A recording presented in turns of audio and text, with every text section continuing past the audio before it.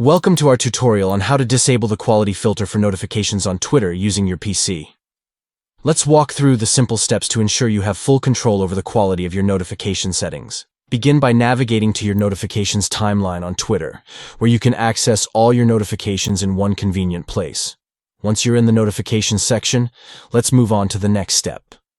To filter your notifications and access the quality filter option, locate and click on the settings option within the notifications timeline.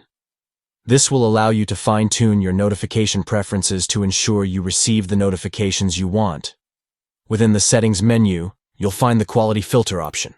Click on the box next to the quality filter to turn it off. This will disable the quality filter and ensure that you receive all notifications without any restrictions based on quality. By following these steps, you can easily manage and customize your notification settings on Twitter, allowing you to stay informed and engaged with your Twitter community without missing any important updates. Take control of the quality of notifications you receive on Twitter by disabling the quality filter and tailoring your notifications to your preferences. Stay connected and up to date with all interactions on your Twitter account by following these straightforward steps.